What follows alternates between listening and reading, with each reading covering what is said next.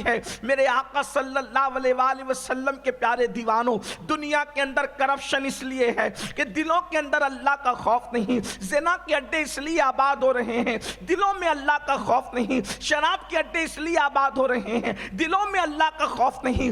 یاد رکھنا، خدا کا خوف عظیم نعمت ہے۔ اللہ اکبر۔ اللہ کا خوف تمام حکمتوں کی اصل ہے۔ جتنی حکمتیں ہیں اس سب کی جڑ ہے اللہ کا خوف۔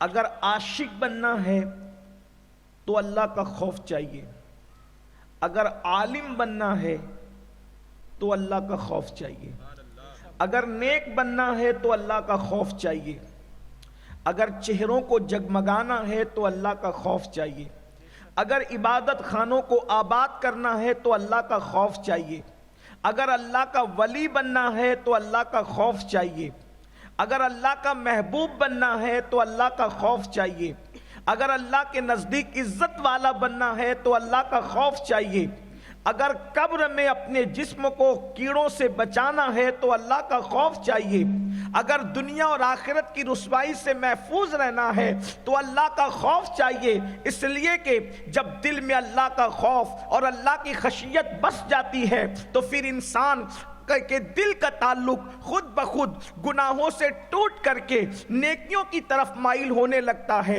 جب اللہ کا خوف انسان کے دل میں پیدا ہو جاتا ہے تو پھر انسان عیاشیوں کے اڈوں کو آباد کرنے کی بجائے وہ خدا خانوں کی طرف بڑھنے لگتا ہے۔ جب انسان کے دل میں اللہ کی خشیت پیدا ہو جاتی ہے، اللہ کا خوف پیدا ہو جاتا ہے تو انسان اپنی زبان کو گناہوں سے بچاتا ہے، اپنی نگاہ کو گناہوں سے بچاتا ہے، اپنے ہاتھ اور پیر کو گناہوں سے بچاتا ہے۔ اسی لیے میرے اللہ نے ارشاد فرمایا، یا ایھا الذین آمنوا اتقوا اللہ حق تقاتہ، اے ایمان والو اللہ سے ڈرو جیسا کہ ڈرنے کا حق ہے۔ آج دنیا کے اندر جرائم اس لیے بڑھ رہے ہیں، آج دنیا کے اندر گناہ اس لیے بڑھ رہے ہیں، آج دنیا کے اندر عیاشیاں اس لیے بڑھ رہی ہے کہ لوگوں کے دلوں سے اللہ کا خوف نکلتا جا رہا ہے، اللہ کی خشیت نکلتی جا رہی ہے۔ میرے آقا صلی اللہ علیہ وآلہ وسلم کے پیارے دیوانوں، دنیا کے اندر کرپشن اس لیے ہے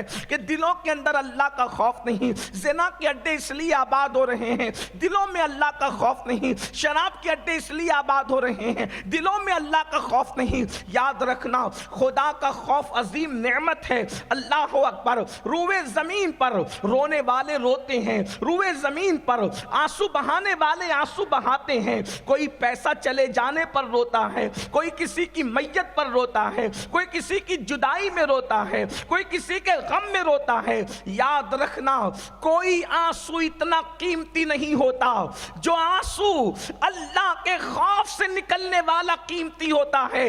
اللہ کے سچے رسول، ہم سب کے آقا و مولا مصطفیٰ جان رحمت صلی اللہ علیہ وآلہ وسلم ارشاد فرماتے ہیں، اگر کوئی تنہائی میں اپنے گناہ کو یاد کر کے اللہ کے خوف سے روتا ہے اور اس کی آنکھ سے صرف مکھی کے سر کے برابر آنسو نکل جائے تو اللہ اس کے چہرے پر جہنم کی آگ کو حرام فرما دیتا ہے۔ اللہ کے خوف سے نکلنے والا آنسو جسم کے جس حصے سے لگ جائے، جسم کے جس حصے سے مس ہو جائے، اللہ رب العزت اس پر جہنم کی آگ کو حرام فرما دیتا ہے۔ اسی لیے آپ دیکھیں اللہ والے اللہ کے خوف سے روتے نظر آتے ہیں۔ حضرت سیدنا امام سفیان ثوری رضی اللہ تبارک و تعالیٰ عنہ، اللہ اکبر، آپ کی راتوں کا حال یہ تھا، اللہ کے خوف سے رویا کرتے تھے۔ مولائے کائنات سید السادات سیدنا علی مرتضیٰ کرم اللہ تعالی وجہ الکریم کے بارے میں ہے، جب رات کے آخری پہر میں آپ اپنا وقت گزارتے اس طرح روتے جیسے کوئی سانپ کا ڈسا ہوا تڑپ تڑپ کر اور بلک بلک کر کے روتا ہے، اس طرح روتے۔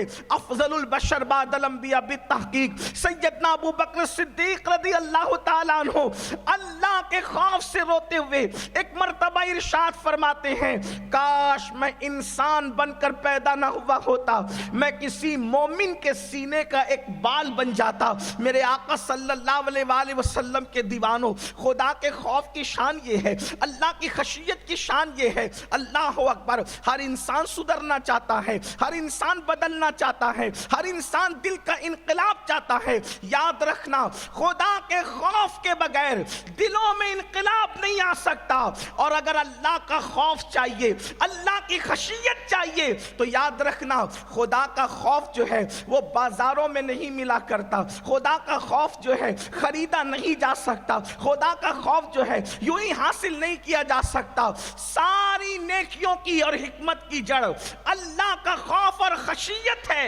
اور اللہ کا خوف کس کو ملتا ہے؟ تو قرآن کہتا ہے انما یخشی اللہ من عبادہ العلماء، کہ بے شک اللہ کے بندوں میں اللہ سے ڈرنے والے اگر کوئی ہیں تو وہ علم والے ہیں۔ علم کی برکت سے اللہ کا خوف نصیب ہوتا ہے، علم کی برکت سے اللہ کی خشیت نصیب ہوتی ہے۔ جہالت جتنی بڑھتی جائے گی اتنی بے خوفی بڑھتی جائے گی۔ آج لوگ بے خوفی کی زندگی کیوں گزار رہے ہیں؟ ان کے پاس علم نہیں۔ اور ایک بات بھی آپ کو عرض کر دوں، آپ سوچتے ہوں گے کہ اللہ کے بندوں میں علم والے اللہ سے ڈرتے ہیں، تو ہم کچھ علم والوں کو دیکھتے ہیں کہ وہ تو نہیں ڈرتے۔ تو یاد رکھنا، وہ پڑھے لکھے تو ہیں مگر عالم نہیں ہیں، اس لیے کہ عالم کی پہچان ہے کہ وہ اللہ سے ڈرے گا۔ اگر اشرف علی تھانوی عالم ہوتا تو حضور کی توہین نہ کرتا، ابن تیمیہ عالم ہوتا تو حضور کی توہین نہ کرتا۔ پڑھا لکھا تو ہے، عالم نہیں ہے، اس لیے کہ جس کے دل میں اللہ کا خوف ہوگا، جب وہ اپنے جیسے بشر کی توہین نہیں کر سکتا تو وہ خیر البشر کی توہین کیسے کر سکتا ہے؟ امام اہل سنت پڑھے لکھے بھی تھے اور عالم بھی تھے، دل کی خشیت کی وجہ سے پکار اٹھے، اللہ کی سردہ بقدم شان ہے یہ، انسان نہیں انسان، وہ انسان ہے یہ۔ قرآن تو ایمان بتاتا ہے انہیں، ایمان یہ کہتا ہے میری جان ہے۔ نعرہ تکبیر۔